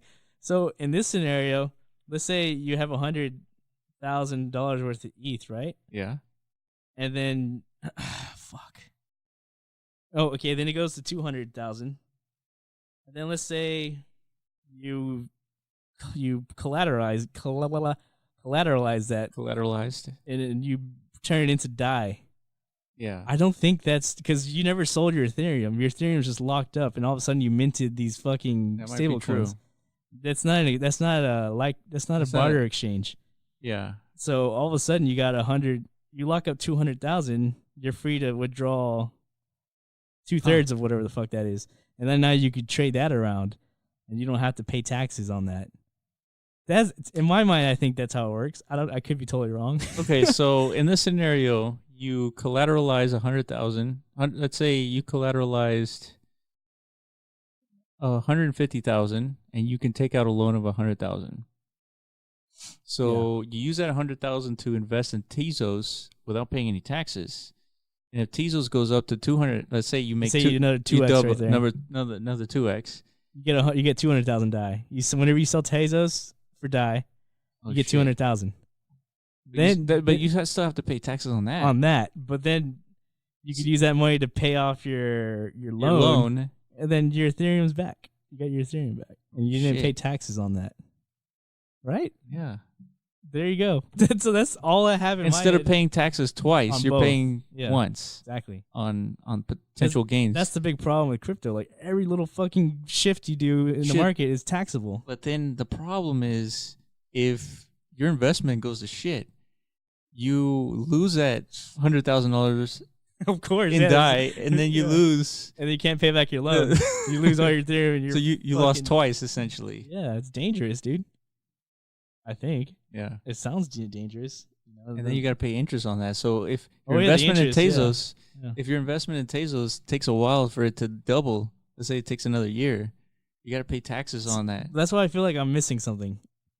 That can't be it. That can't be the only like purpose why this was built. Like it should be like a traditional loan. Like it is like a traditional loan. You have to pay it back. Yeah. You have to pay it back. But if there's that caveat that where you don't have to spend on taxes, that's a good benefit. Yeah. I guess. But then you have to explain that to the government. I guess it's also, let me see. If you just wanted a loan for like real world shit, right? This is how to do it. Like instead of if you have $150,000 worth of Ethereum, and you all of a sudden you owe $100,000 for something in the real world. Oh, you don't want to sell your $100,000 worth of Ethereum because then that's tax. Yep. Oh shit, you're right. Then so instead you get DAIs, and then you could probably sell these DAIs for USDs and then put it in your bank account. And I don't think that's a taxable event. Then all of a sudden you got fiat, but you still have your Ethereum. Yeah. But you have to. Then you just pay back the loan as you would. Yeah. Yeah, it's just another fucking loan, I guess. Yeah. That's what's cool about it. That's really cool. And you're doing this with crypto, dude. That's really cool. I guess. I don't know. I'm not a bank. I'm not in finance, man. Like, we need Mitch back on. Like, is that good, Mitch? You're a banker? It's like, is this good shit or not? I sent it to him and he had like no thoughts. Yeah. Again, it's like, dude, you're in the finance sector. It's like, what do you think of MakerDAO? I was like, I heard about it. It's like, that was the extent of that conversation. It's a pretty good. Okay, so let's walk through a scenario here. You decide to take out 50 DAI, which means your collateralized debt position is collateralized at 300%. As long as the price of Ethereum doesn't drop below $75, i.e., 50 times 150%, your position will be safe. After 1 year, you decide to pay back the 50 DAI and retrieve your Ether locked up. Upon closing the position or other interactions with your CDP, you'll pay the annual stability fee set at 3.5% as of March 2019. So that made little sense. Yeah, you lost me there. What is this? A few examples of what? A few examples of how a life cycle of a CDP might play out, assuming the price of Ethereum is $150 and you deposit 1 ETH at the price. But it says, how come your CDP is collateralized 300%? What does that mean? Your CDP, what's your collateral debt position? So it's like, if you want 50 DAI, you need $75 worth of Ethereum, right? Correct. Okay. Which means your CDP is collateralized 300%. As long as the price of Ethereum doesn't drop below $75. Okay, yeah. 50. Okay. Your position will be safe. After 1 year, you decide to pay back the 50 DAI to retrieve your ETH. Upon closing the position or other interactions with your CDP, you'll pay the annual stability fee. What? Upon closing the position or other interactions with your CDP. Essentially, you stake $150 worth of Ethereum. Actually, you're staking 75 to get 50 DAI. That's that 1.5x rule. Correct. That's a constant on this platform. And it's saying as long as everything goes fine and you pay the 3.5% stability fee, then you can unlock your Ethereum. Yeah. Okay, yeah, that's yeah. But that stability fee, that's what threw me off. It's not always 3.5%. That's the interest. True. That's what fluctuates based on the MakerDAO decisions. Yeah. The governance, they decide what the stability fee is because that's what keeps the DAI at $1. If Ethereum, the price of Ethereum goes low, they need to increase interest rate to force people essentially to pay off their debt. Because if they don't, then they're just accruing ridiculous, True. Interest. And then so it's essentially okay. So if the stability fee is 3.5%, that's a pretty good loan. That's a fantastic loan. That's dude. a pretty good loan. You could buy a house with that. Yeah, I wouldn't though. Oh yeah, yeah, because right? you're banking on Ethereum going. Yeah, like what if that stability fee could easily go up to 20%, and you're like, fucked. You know what I mean? I wonder what the range is. Could it go to 20%? Oh, it has. I think. Oh, really? A video I watched, it got as high as like 19% or something like that once. Jeez. I mean, it makes sense because Ethereum took a hell of a dump. Yeah. This project's been around since 2017. Yeah. So a lot of those people who took out loans and during the bull market, they probably took some huge pain, right? Like, sure. Fuck, like some high interest loans right there. But yeah, right now, good time to load up. When the price of Ethereum's going up. Yeah, not only that, MakerDAO, there's only 1 million coins in circulation, and that's the maximum coins that will ever be in circulation. Yeah. 1 million. Yeah, and they burn them every time you pay off. You have to pay interest with MakerDAOs. Yeah, correct. Yeah. And so the interest that you pay with MakerDAO, that money gets burnt into basically an account that no one has access to. And you can see that account. Right now, there's like 2,000 MakerDAO in it. Out of a million. Out of a million, which is 0.2%. Cool. So, I mean, it would be pretty good to have at least one MakerDAO in your pocket. Just Why? Just because there's a million of them? Because there's only a million of them. But at what scenario do you think that one MakerDAO is worth like a shit ton? Well, right now, the highest it's ever gone was 1,700, and right now it's a little bit under 600. Okay. So, I mean, you could double it and change. But the reason why I hit 1,700 is the alt bubble. Oh, yeah. Yeah. Yeah. But sure. what increases the value of those things? Just more people getting out loans, I guess. Yeah, because the more people who have loans and interest to pay means the more DAO is being burnt, right? Because they have to pay off this interest. And more valuable MakerDAO ends up being. Eventually. Because, yeah. Yeah, I guess this is like a very long-term hold or something. If this shit takes off, like, eventually there's going to be like... Yeah, I mean, you need like loans. No DAO left over, dude. What happens when they run out of DAO, Yeah, that's true. It's probably not possible, right? It's like the burn rate has to be so small. That's a good point. What will happen? Well, eventually it'll be like... Maybe they have some sort of inflationary plan in there. It's true. There's always governance, right? Like, that's the whole purpose of governance. It's just some kind of like, shit scenario.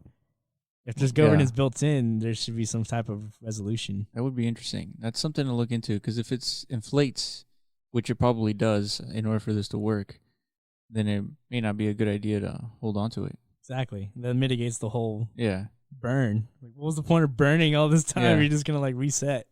That's true. You know what I mean? That's true. Stupid. But again, there's something else in there, I guess.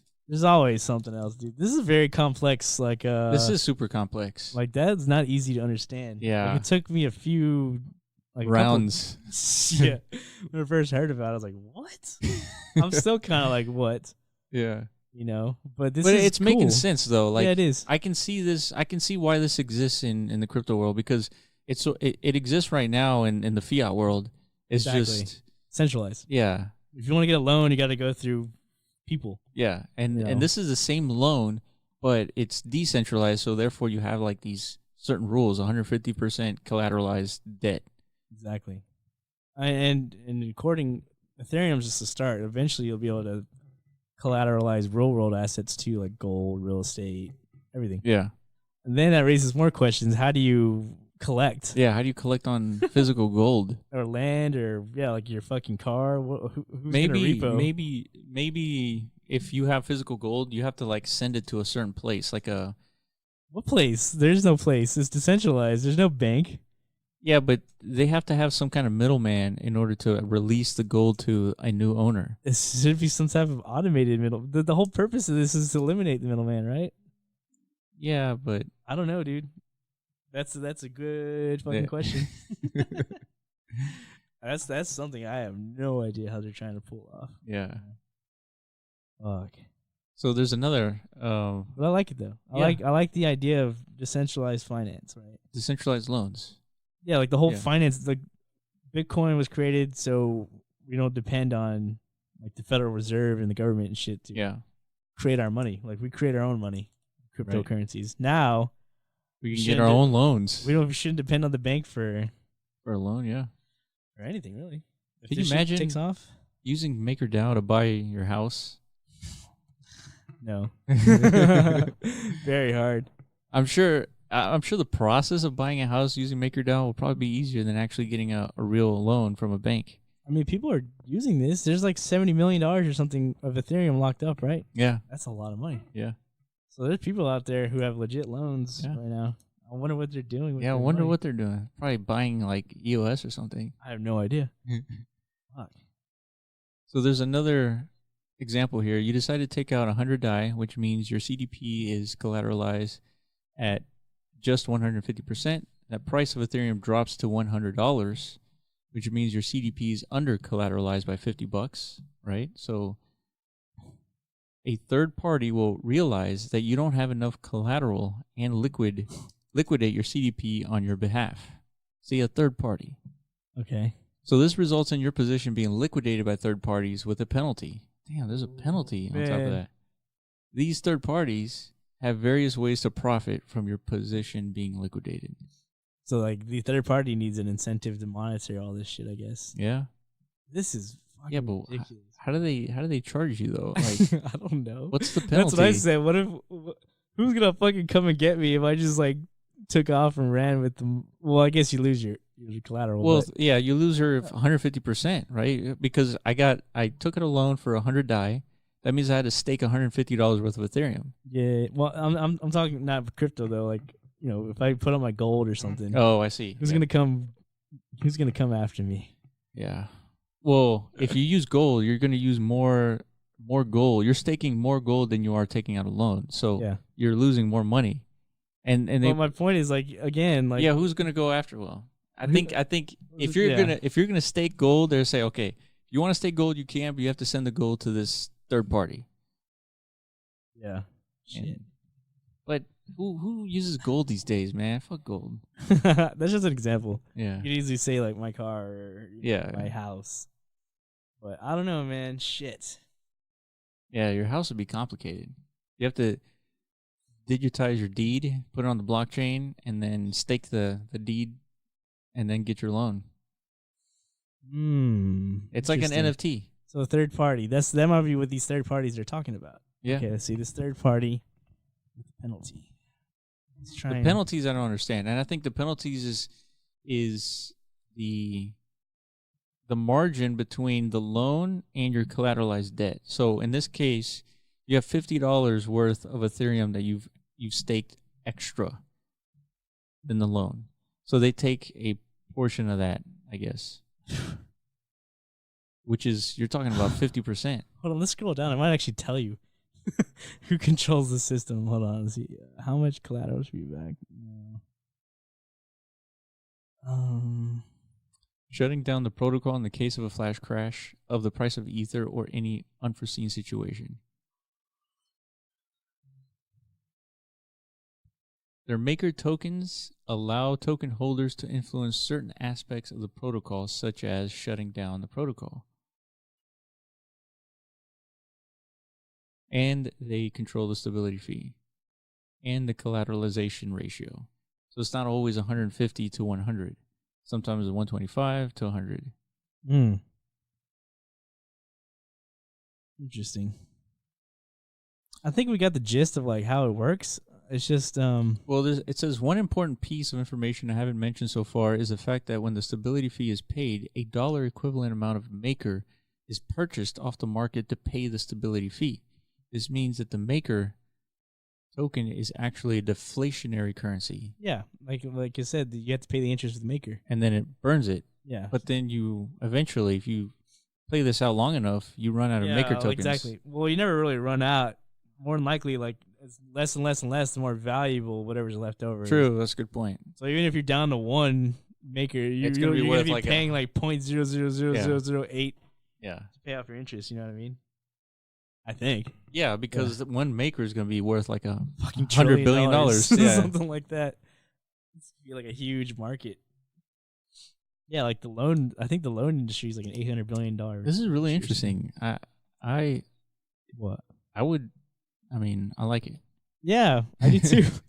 But like, it's hard to think if this shit will take off or not, right? Like, well, how else do you structure a loan policy that's decentralized? Like, in order for like fucking DAOs and like crypto loans and shit to take off, like first we need to get cryptocurrencies accepted into like the general public, dude. That's like, a good point. That's a good point. This is like way advanced. This is way early.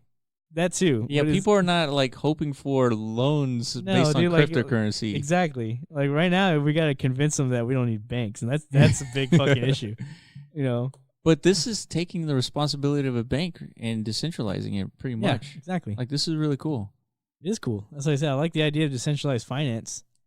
I mean, this is awesome for people who in third world countries, you know, who don't have access to banks. Yeah. They could use their crypto and get loans. Yeah. That's the whole thing, man. Like us, dude, we're so spoiled. Yeah. We have like the biggest banks in the world and shit. They like literally run the world. And like they give us great service. I'm not gonna lie, dude. My bank gives me great service. Yeah. Like, I'm not out here like with a picket sign trying to get them to, run out of town. Yeah. You know what I mean? No, that's true. And so they also talk about multi-collateral DAI. So not only staking Ethereum, but staking other stuff.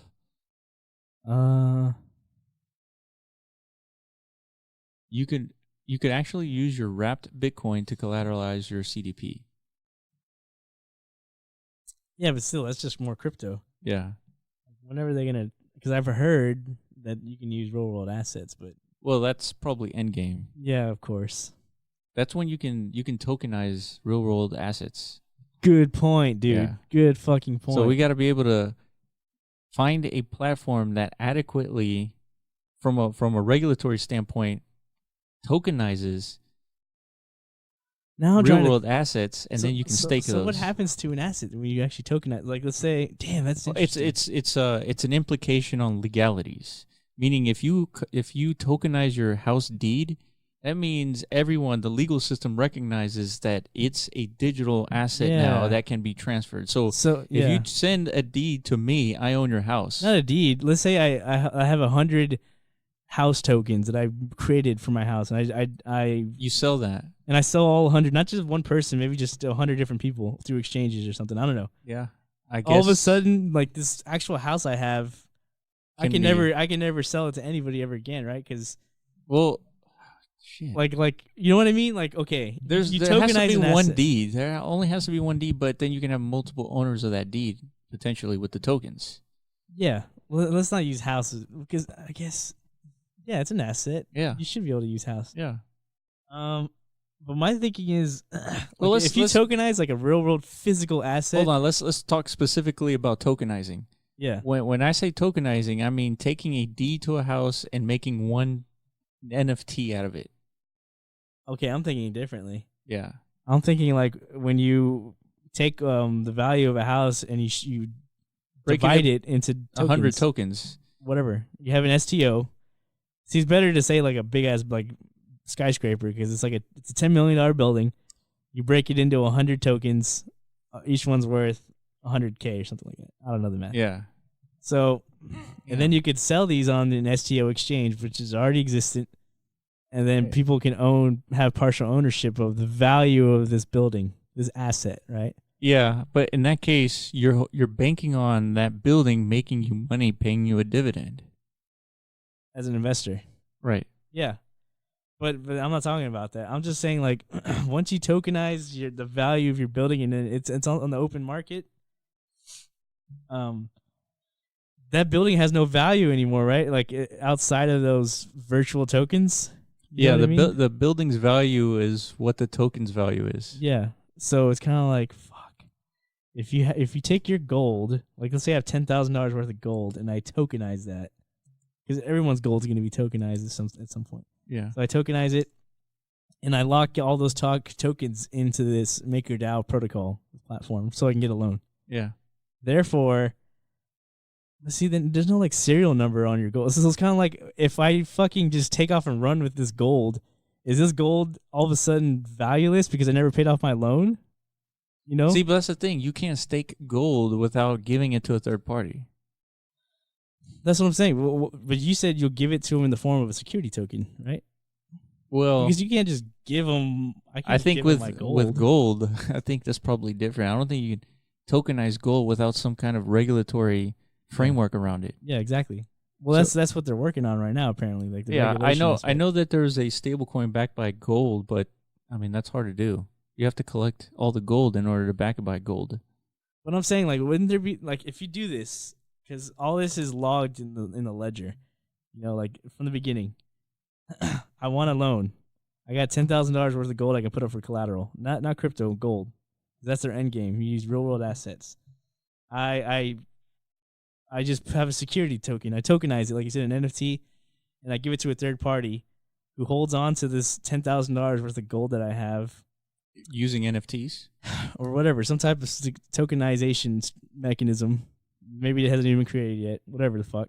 I get my loan, $7,500, and then I never pay it back. But I still have the gold in my possession. They have my security token. See, but that's the thing. The actual asset in this case is the gold. Yeah, so like I could just go out and like do it again, right, with this gold that I hold. You could, or could I not? But I would pretty much. I'm pretty sure they would require you to send that gold to somebody, to that third party. Because you're locking it up, just like you're locking up Ethereum. You don't have access to it until you pay back the loan. Otherwise, why would anyone give you gold? I mean, give you a loan based off your gold that you haven't locked up in a third party? Maybe like it has to be some type of serial code on this gold or something, like some kind of. No. Because I think what they'll do is say, look, we have. Well, you'll have because everything. I think in the future, gold is going to be tokenized, right? Just like all assets. But the gold that is tokenized exists within one party, one location. They say 100 pounds of gold, all tokenized, that's 1 million tokens. Yeah. Now, if you own gold, that means you own one of those 1 million tokens. And now, if you're staking gold, you take that token that you own and you stake it, and then you get a loan off of that, what you staked. I guess an easier example to wrap my head around would be stocks.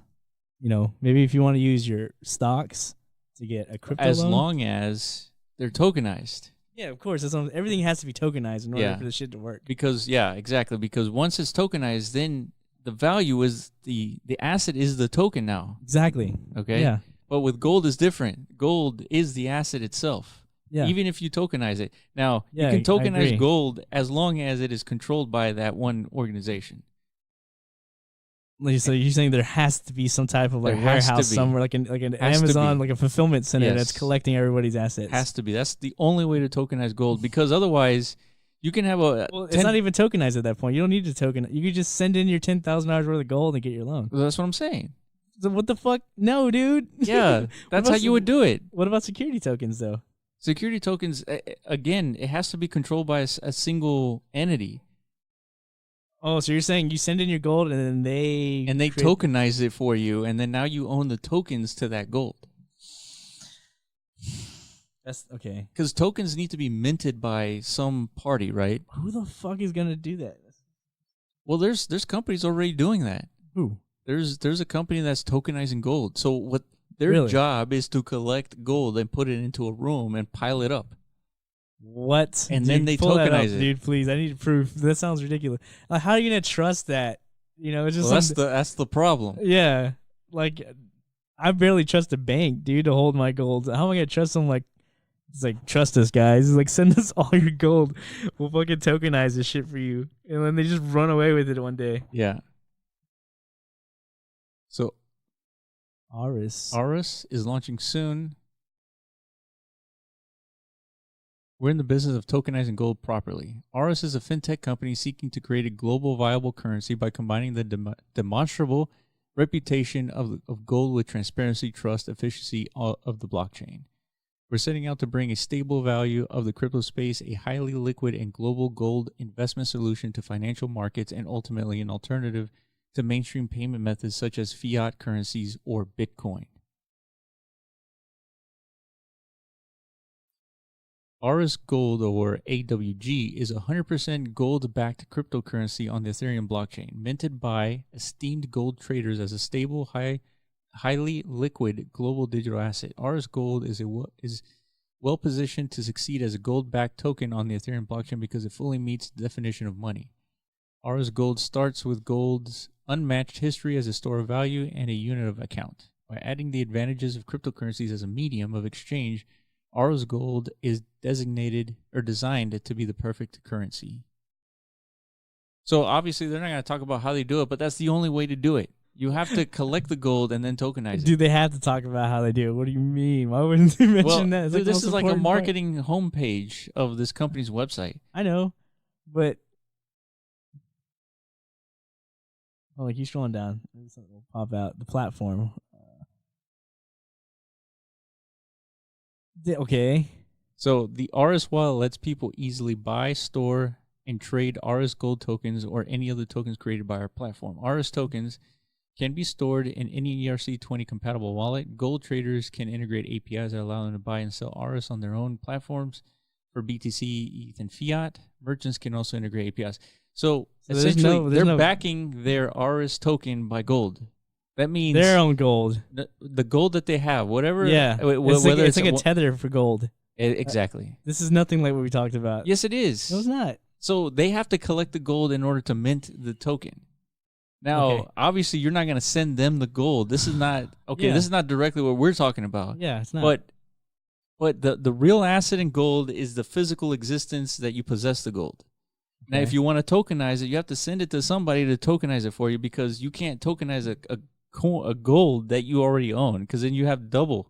Well, what about your house? You can't just send your house to somebody. That's the thing. The house can become a digitized asset as long as it's recognized by the legal system. And what about gold? The same. So recognizing the legal system for a house is like sending your gold to that company to tokenize it. What? Say that again. Recognizing your house. What legal system? What the fuck are you talking about? So to tokenize your house, the legal system has to recognize it, right? They have to accept that you've tokenized the deed to your house. Some type of regulatory something. An established understanding, a process it has to be recorded. Like I said, this will probably all be in the blockchain too, like in the ledger. So meaning like right now, a physical piece of paper called the deed exists. That's true. That's how you own a house. Yeah, a house is like, it's an immovable object. Right. Gold isn't. When you digitize that deed, that piece of paper, it has no value at all. Zero. Exactly. You can burn it and it doesn't matter. Because you pretty much extracted any value that deed had. Yeah, and you tokenized it. You put it on the blockchain. Correct. So if you fuck up that, you're living in you wouldn't even live. They would kick you out at some point. Yeah, pretty much. If you didn't pay off your house loan. Correct. Just like they do today. Yeah. But you can't run away with your house like you can with gold. That's what I'm saying. Like you do the same process with gold, but there's no deed attached to it. Correct, but the value cannot be extracted from gold. No, exactly. You could run away with your bars. So that's what I'm saying. Chilling. In order to tokenize it, you have to send it to a company that tokenizes it. It's another established entity that tokenizes gold. I mean, in my mind, that's the only way it can work too. But I feel like that's not how it's going to go down. For some reason. There is absolutely no way in no way. I don't know, man. There is never a scenario, a reality, a universe in which you hold gold and you just magically tokenize it. Because then you've doubled the amount of gold that you have. You don't think they can put like little chips and gold bars or something? Dude. Negative. I'm trying to think, man. No. But like impossible. I don't see people trusting a fucking third party with their gold. Dude, we're trusting banks right now with gold. Dude, that's a bank. That's not like some fucking startup in the crypto world, dude. It's the same thing. No, it's not, dude. These are banks that have been around for like 100 That's what I'm saying. years. It has to be regulatory aspect to it. Yeah, maybe if you send it to the bank, maybe the banks will facilitate this. Well, yeah, the banks can tokenize it. Okay. I'm sure there's a bank doing it. Yeah, that makes more sense. Yeah, I think, okay. It'll be the banks. So we need the banks to work with us. If you think gold has any value, yeah, we need the banks. Of course it has value, dude. It's got tons of value. The only value in gold is in its application. So name me a few applications, that's its value. Uh-huh. Name me a few applications of gold. No, dude, I'm talking about the actual value of gold. It doesn't matter what the application is. What matters is what's the the value price of gold. Because that's what I'm gonna exchange my gold bar for. I agree. $1,400. I agree, but yeah, today is worth $1,400 because it was a scarce asset at one point, and it still is. Not until Elon mines that rock in space. Dude, fuck that. Again, you don't think that's gonna happen? No, dude, because then if he does that, he's mining valueless shit because he made it valueless. No. Like I said, if he needs gold for an application, it is not valueless. It is valuable. Now, because he mines that asteroid, that gold value that it has today, yeah, it's gonna be cheaper, but that's good for him because now he can actually use the gold for what it's used for. Do you understand what that would do to the global economy? Dude, that would crumble it. If all of a sudden gold has no value, Bitcoin would be a $8 trillion asset. Shit, dude, that's how it's gonna go. That's how it's gonna go. That's exactly what's gonna happen, dude. How the fuck do you know, dude? It's like you're for sure Elon's gonna mine an asteroid. No, dude. You don't know that? Yes, he is. He's gonna do it. Why? Well, okay. So let me clarify that. Okay. He will only mine that asteroid if he needs gold. That's the only reason. Not to crash the economy or do anything like that. But indirectly, he's going to do that. All of a sudden, well, let's think. Let me think. If Elon somehow finds an asteroid and fucking attaches a drone to it, whatever, extracts a bunch of gold, and it's in his possession, he owns it. Yeah. But that increases the supply, right? Yeah. Just like how crypto would. Yeah. All of a sudden, this finite thing just doubled in market potential. Sure. So the price will halve or something like that. Yeah. So that when a price halves, that means anything that needs gold for an application like circuits or medical industry, they can use gold now to do their thing. It's cheaper now. I agree. So it's a good thing. It's a good thing for that, yeah. But as a store of value, not so much. Because that's what it is. Dude, show me a better store of value than Bitcoin. Historically gold. Historically. Okay, but now we're at the inflection point. What is better than gold? If you take Bitcoins, if you put it like gold has had thousands of years to accrue its value today. So extend that to Bitcoin. At what point will we say like gold and Bitcoin? I guess when Bitcoin's $8 trillion.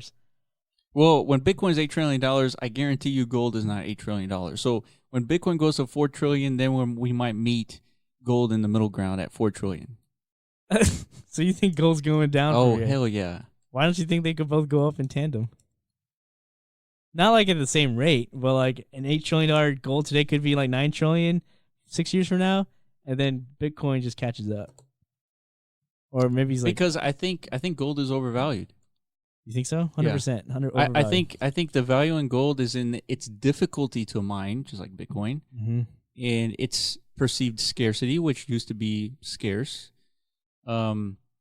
It's still scarce. It's still scarce until your Elon scenario happens. But it's only scarce in order as far as we can see, right? But we can find gold on different planets, right? We're not gonna find Bitcoin on different planets. No. So it's only scarce within our limited view. Okay. So part of its value is in its scarcity. Okay. And so it's clearly not as scarce as we once thought. Right? Especially if we found a rock in the sky with nothing but made out of gold. Yeah, but those discoveries never had any influence on the prices of gold. Well, it's because it's never been discovered before. What do you mean? Like, they're speculating there's gold on other planets or asteroids? Well, they know. They know. They know. So that's what I'm saying. Like, there's no dump in gold because of that. Like, imagine if they found out, like, oh shit, there's actually 20 million more bitcoins than we thought. What do you think that would do to the price? You know? Well, you know what I mean? Yeah. You know, so that doesn't matter. What matters is if they actually get to the point where they extract all that gold and all of a sudden bring it in buckets like fucking to the earth. Then we'll see like some serious, volatility in gold. Yeah. I agree with that. Yeah. But do you think that's going to happen in the next 4 to 5 years? Hell no, dude. We're talking centuries, maybe even before we have this capabilities to do that. But nonetheless, I think gold is still overvalued. I mean, where does it get $8 trillion market cap from? From its use as a store of value. That's what the market as a whole has allocated. That I agree with. Okay, yeah. Humanity has selected gold as its store of value, and boom, it's $8 trillion. Yeah. Humanity will no longer select gold as a store of value in the future. Could be 10 years, 20 years, whatever it is. Basically, like all the old money has to die, essentially. Pretty much. And then like their kids will inherit the gold. And then they'll be like, I'm going to sell gold for Bitcoin. That has to happen. So it's like a generational gap. Yeah. Might So my point to this is that Bitcoin is going up while gold is going to go down. And so there's going to be a middle ground. So it's not going to be both 8 trillion Bitcoin, 8 trillion gold. Let's see. I don't know. I don't see them matching like at 8 trillion. No, because then in order for that to happen, the need for store of value would have to double, essentially. Exactly. Well, so in order for that to happen, more wealth needs to be created, I guess. Which means more fiat currency. Yeah, just more wealth. But that's happening. The value of fiat currency going down at the same time. So when fiat currency goes down, the value, the more it costs for gold and Bitcoin. Well, exactly. So you don't have to take away from gold. You just take away from fiat. That's the whole point, right? I guess you could do that. Yeah, you could do that. They could both go up together, because really the thing we're going after is fiat. We're not going after gold. Okay, so now that we established that, let's say you suck the value from fiat and you inject it into Bitcoin, and therefore you have an $8 trillion Bitcoin, $8 trillion gold. Yeah. But what I'm saying is, having that understood, I think gold is overvalued because its value is in its application. That's it. No, because then you could say the same thing about Bitcoin has zero application at all. Well, the only application is a store of value. Exactly, which gold also has, so it's not overvalued. Bitcoin has no application at all. That's the argument that the old heads make. At least gold has some application. So if anything, Bitcoin, that's why they say Bitcoin is valueless, the old heads. They can't wrap their heads around it because only thing we have... The store of value cannot exist in gold and in Bitcoin. Yeah, it can. Why not? It's just two separate assets. We have tons of assets. You know what I mean? Yeah, I guess you're right. Yeah, but... Okay, so store of value is one thing, but then there's the world reserve currency. Which historically was gold. And it can be Bitcoin and gold. Well, the world's reserve currency is a dollar. It used to be gold. Yeah, it used to be until until we decided to fucking print money on nothing. You know what I mean? Print money based off of debt. Yeah. So, who's that? Dude, who's that? That's not Andrew Yang. That's Andrew Yang. Shut up. Let me see that. So Andrew Yang just did a spinning kick to open a water bottle. Oh, did you kick the bottle? Yeah, he did. That wasn't very clean. Dude, that face though. Yeah, he looks like legit kung fu master, with that face, oh. Just need that sound effect.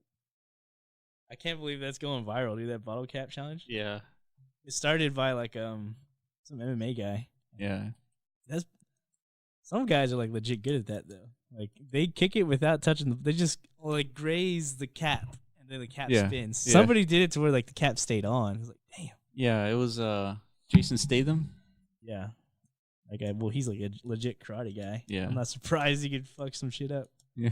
But that that was a good idea for Andrew Yang. Just because it's already something viral. Now more people are gonna find out about him. Yeah. President kicking a bottle cap. It's like, ooh.